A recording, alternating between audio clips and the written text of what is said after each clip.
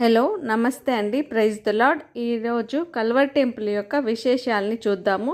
ఈ కల్వర్ టెంపుల్ మనం కుకట్పల్లి నుంచి పటాన్ చెరువు వైపు వెళ్తుంటే మియాపూర్ మెట్రో స్టేషన్ దగ్గర ఎడం చేతి వైపుకు ఉంటుందండి. పెద్ద రాసి కమాను కల్వర్ టెంపుల్ అని.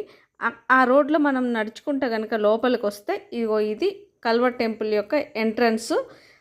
ఇదేమో మనం నడుచుకుంటూ వచ్చిన రోడ్ అన్నమాట. మెట్రో స్టేషన్ నుంచి ఈ స్టార్టింగ్లో చాలా బుక్ స్టాల్స్ ఉన్నాయి ఇక్కడ. ఇదేమో కల్వర్ టెంపుల్ లోపలికి వెళ్ళడానికి ఎంట్రన్స్. ఇక్కడ మనకి ఒక బండ, అలాగే సిలువ, కింద వాటర్ చూసారా. ఇశ్రాయేలీలకి కానాన్ యాత్రలో దాహమైనప్పుడు మోషే కర్రతో కొట్టి బండ నుంచి నీళ్ళు ఇస్తాడు కదా, అలాగా దానికి సాదృశ్యంగా ఉన్నట్టుందండి ఇది. ఈ బండలో నుంచి నీళ్ళు రావటం అనేది చాలా బాగుంది. అలా లోపలికి వెళ్తుంటే కుడి చేతి వైపు మెయిన్ చర్చ్ అండి. ఇది చర్చ్ ఎంట్రన్స్ అన్నమాట. బయట నుండి చర్చి మొత్తం ఇట్లాగా ఉంది, చూడడానికి మంచి డిజైన్తో స్టార్ లాగా. దీన్ని 52 రోజుల్లోనే కట్టారంట అండి. ఇంత పెద్ద చర్చిని 52 రోజుల్లో కట్టారంట. ఈ కట్టడం అయితే ఒక అద్భుతంగానే చెప్పుకోవచ్చు. అలా లోపలికి వెళ్తూ ఉంటే ఎడం చేతి వైపు బేకరీ, అలాగే రెస్టారెంట్ ఉన్నాయండి.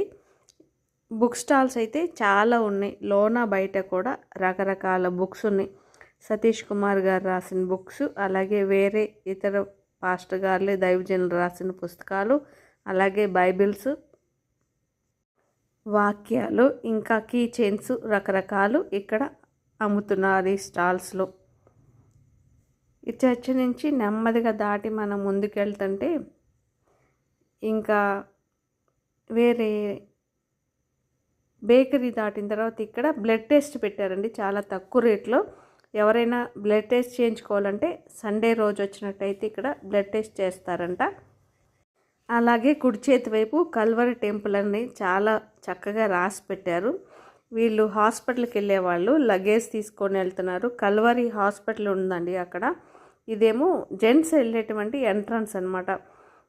మగవాళ్ళందరూ ఈ ఎంట్రన్స్ లోపల నుంచి చర్చిలోకి వెళ్తారు. అలాగే ఇది హాస్పిటల్ అండి, కల్వర్ చర్చి వాళ్ళది హాస్పిటల్. ఇక్కడ అన్ని రకాల ట్రీట్మెంట్స్ ఉంటాయంట. అది కూడా చాలా వరకు ఉచితమేనంట. ఇక ఇదైతే చర్చి ఎంట్రన్స్ అండి. లోపలికి వెళ్దాం రండి. యెహోవా చేత ఆశీర్వదించబడినవాడ లోనికి రమ్ము అని ఉంటుంది కదండి వాక్యము. ఆ వాక్యం రాసింది పైన. ఇది లోపలికి వెళ్ళే దారి. ఇది ఆడవాళ్ళదేనండి ఈ దారి. మగవాళ్ళు ఈ లెఫ్ట్ సైడ్ మగవాళ్ళు ఉంటుంది, రైట్ సైడ్ ఆడవాళ్ళు వెళ్ళేదన్నమాట. ఇంతకు చూపించాను కదా, అది మగవాళ్ళది ఎంట్రన్స్.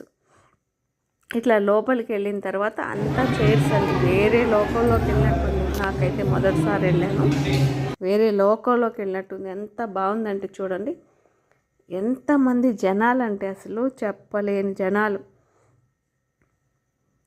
లెక్కకు మించిన జనాలు ఉన్నారండి లోపల. ఇది 3వ ఆరాధన. ఇప్పటికే 2 ఆరాధనలు అయిపోయినాయి, ఇది 3వ ఆరాధన. మొత్తం 5 ఆరాధనలు అన్నమాట. మొదటిగా పాటలు, ఆ తర్వాత సాక్ష్యాలన్నమాట. ఆవిడ సాక్ష్యం చెప్తున్నారు. ఆవిడ జీవితంలో ఏం జరిగిందో అని ఒక ఆవిడ సాక్ష్యం చెప్పారు. ఆ సాక్ష్యం తర్వాత పాస్టర్ గారు మాట్లాడారు. అట్లాగా ఆవిడ జీవితంలో దేవుడు చేసిన అద్భుతం గురించి మాట్లాడి మీకు కూడా ఇలాగ జరుగుతుందని చెప్పారనమాట. ఆ తర్వాత వచ్చిన ప్రతి ఒక్కరిని అందరినీ నిలబడమని, ఒకరి గురించి పక్కన వాళ్ళ గురించి అడిగి తెలుసుకొని, వాళ్ళ సమస్యను అడిగి తెలుసుకొని, ఇద్దరూ కలిసి చెయ్యి పట్టుకొని ప్రార్థన చేయమని చెప్పారు. అది కూడా నాకు చాలా బాగా నచ్చింది. లోపల కూర్చునేది కూడా మగవాళ్ళు వేరే దగ్గర అండి, ఆడవాళ్ళు వేరే దగ్గర, కలిసేది లేదు ఎక్కడ. అంతా సపరేట్గా ఉన్నారు. లేడీస్ సపరేటు రైట్ సైడ్లో, జెంట్స్ సపరేట్ లెఫ్ట్ సైడ్లో. వాలంటీర్స్ని అయితే మెచ్చుకోవచ్చండి. అసలు ఎంత బాగా సర్వీస్ చేస్తున్నారంటే వాలంటీర్స్ చాలా బాగా చేస్తున్నారు. స్టార్టింగ్ నుంచి కూడా ఎవరైనా పెద్దవాళ్ళు కానీ హ్యాండిక్యాప్డ్ కానీ వస్తుంటే కనుక వాళ్ళకి వీల్ చైర్స్ కూడా ప్రొవైడ్ చేస్తున్నారండి. వాళ్ళని తీసుకొచ్చి లోపల దించుతున్నారు. వాళ్ళకి ఏది అవసరమో వాళ్ళ అవసరాలను కూడా వీలైనంత వరకు తీర్చడానికి ప్రయత్నిస్తున్నారనమాట. ప్రతి ఒక్కరిని సరైన స్థలంలో కూర్చోబెడుతున్నారు. వాళ్ళకి మంచిగా వాళ్ళని గైడ్ చేస్తున్నారు ఇక్కడ ఉన్న ప్రతి ఒక్కరు. అదొకటైతే చాలా బాగుంది. వీళ్ళ సర్వీస్ అయితే చాలా ఎక్సలెంట్ అండి, వాలంటీర్స్ అయితే. పాస్టర్ సతీష్ కుమార్ గారు 1971 సంవత్సరం నవంబర్ 11వ తారీఖున పుట్టారంటండి. వాళ్ళ నాన్నగారి పేరు వెంకటేశ్వరరావు గారు, వాళ్ళ అమ్మగారి పేరు అనసూయమ్మ. ఆయన చాలా అల్లరి చేసేవాళ్ళంట. అలాగే ఆయనకి చాలా నత్తి అంట. ఈ సర్వీస్లో చెప్పారు ఆయన, నాకు చాలా నత్తి, నేను సరిగా మాట్లాడలేకపోయేవాడిని అని చెప్పారు. ఆయన 12 సంవత్సరాల వయసులోనే ఆయన మారు మనసు పొంది దేవుని కొరకు సేవ చేయాలని చెప్పి దేవుని కొరకు ప్రత్యేకించుకుని ఆయన చాలా దేవునితో గడిపేవారంట. ఆయన మొదట పటాన్ చెరువులో ఒక చిన్న ఇల్లు తీసుకొని సేవ ఆరంభించారంట అండి. ఆ తర్వాత నాకు తెలిసి చందానగర్లో ఒక ఇంట్లో పైన అపార్ట్మెంట్లో ఫస్ట్ ఫ్లోర్లో ఉండేది మెయిన్ రోడ్కి. ఆ తర్వాత నైనా గార్డెన్స్లోకి మార్చారు. ఆ నైనా గార్డెన్స్ నుంచి ఇక్కడ ఇప్పుడున్న స్థలంలోకి మార్చారనమాట. దేవుడు దర్శనం ద్వారా ఈయనకి స్థలాన్ని ఇచ్చాడంటండి, 12 ఎకరాల స్థలము. ఈ స్థలంలో 52 రోజులు ఈ పెద్ద చర్చిని కట్టారండి. ఇదైతే దేవుని అద్భుతం అండి. ఆయన చెప్పారు 52 రోజుల్లో కట్టేశారు ఈ చర్చి అని చెప్పారు. 2020 సంవత్సరంలో కరోనా వచ్చినప్పుడు కరోనా వాళ్ళకి కూడా చాలా సహాయం చేశారంటండి. బెడ్స్ ఇచ్చారంట, ఆక్సిజన్ ఇచ్చారు. నాకు కూడా తెలుసు, ఆక్సిజన్ ఇచ్చారు, ఫుడ్ ఇచ్చారు, వండుకునే సామాన్లు ఇచ్చారు, మెడిసిన్స్ ఇచ్చారు, చాలా సేవలు చేశారు. అలాగే పిల్లలకి స్కూల్ కూడా స్టార్ట్ చేశారు. కల్వర్ టెంపుల్ వారి స్కూల్ కూడా ఉందన్నమాట. అలాగే ఈరోజు జరిగిన ప్రసంగంలో పాస్టర్ గారు ఏం చెప్పారంటే, వాళ్ళ అమ్మగారు ఆయన్ని ఎప్పుడు నత్తోడు, వీడేం చేయలేడు, వీడి ఇంతే, వీడికి అంత డెవలప్ అవ్వలేడు అని చెప్పి ఆవిడ అనుకునేవాళ్ళంట. ఆవిడ ఎప్పుడు అలా కొడుకుని నత్తివాడుగానే ఏదో నార్మల్గానే చూసేవాళ్ళంట. కానీ దేవుని ప్రణాళికలో ఉన్నట్లయితే ఎలాగ అభివృద్ధి పరుస్తారు, నన్ను ఎలాగ డెవలప్ చేస్తాడో దేవుడు ప్రతి ఒక్కరిని ఆయన ప్రణాళికలో ఉన్నట్లయితే, దేవుడితో గడిపినట్లయితే అలాగే ప్రతి ఒక్కరిని లేవనెత్తుతాడని పాస్టర్ గారు చెప్పారనమాట ఈ ప్రసంగంలో. అలాగే దావీదు మహారాజుని ఎలాగ ఎన్నుకున్నారు, గొర్రెల కాపరి నుంచి ఎలాగ రాజుగా మారాడు అనే వాక్యము ఈరోజు నేను వచ్చినప్పుడు చెప్పారు. చాలా బాగా చెప్పారు. వాక్యం అయితే చాలా బాగుంది. వాక్యంతో పాటు బైబిల్ ఎలాగ చదవాలి, ప్రార్థన ఎలాగ చేయాలి అనేది కూడా చాలా వివరంగా చెప్పారు. దేవుడితో ఎలాగ మాట్లాడాలి, అలాగే మనం మాట్లాడిన తర్వాత దేవుడు మాట్లాడేది కూడా మనం ఎలాగ వినాలి అని చెప్పారు పాస్టర్ గారు. నీవు గనక నీ స్నేహితుడితో మాట్లాడుతున్నట్టయితే నీవే మాట్లాడుతూ ఉంటావా ఎప్పుడు, లేక నీ స్నేహితుడు చెప్పేది కూడా నువ్వు వింటావా అని అడిగారు. కాబట్టి మీరు మాట్లాడమే కాదు, దేవుడు మాట్లాడేది కూడా మనం వినాలి అని చెప్పి పాస్టర్ గారు ఈ ప్రసంగంలో చెప్పారు. ఇక ఈ చర్చికి వచ్చిన విశ్వాసులు ఎంతమందో లెక్క పెట్టడం అయితే నా వల్ల కాదండి, మీరే చూడండి. చాలామంది, లెక్కలేనంతమంది. ప్రేయర్ అయిపోయినాక బయటకు వచ్చాను. బయట ప్రాంగణం అంతా మీకు ఒకసారి చూపిస్తాను. చాలా బాగుందండి, ఆహ్లాదకరంగా చాలా బాగుంది. బయటంతా చెప్పులు తీసుకునే వాలంటీర్స్ కూడా ఎంతో క్రమశిక్షణగా మన దగ్గర చెప్పులు తీసుకుని ఆ స్టాండ్స్ ఉన్నాయి కదండి, ఆ స్టాండ్స్కి అంతా నంబర్స్ రాసి ఉంటాయి. 1 2 3 4 అని చాలా నంబర్లు ఉన్నాయి. నా చెప్పులు పెట్టిన స్టాండ్ అయితే 14 నంబర్ స్టాండ్లో 26 రోలో పెట్టారనమాట. అదొక చిన్న టోకెన్ ఇచ్చారు.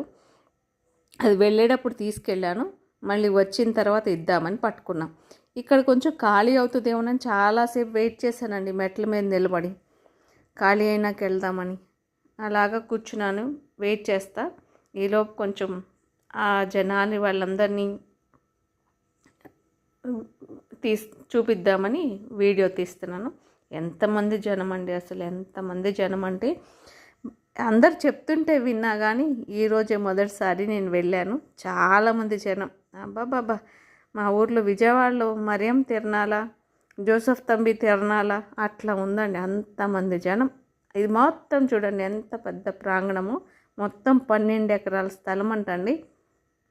అలాగే ఆసియా ఖండమే కాదు, ప్రపంచంలోనే అతిపెద్ద సంఘాల్లో ఈ కల్వరి టెంపుల్ కూడా ఒక సంఘం అంటండి. ఈ సతీష్ కుమార్ గారి సంఘం చాలా బాగుంది. చూడండి ఎంత పెద్ద స్థలం, ఎంతమంది అండి. స్థలం ఉండగానే కాదు, జనాలు రావడం అనేది చాలా గొప్ప విషయం. నాకైతే చాలా నచ్చింది. మీరు కూడా ఎప్పుడైనా హైదరాబాద్ వైపు వస్తే ఒకసారి చూడండి చర్చిని.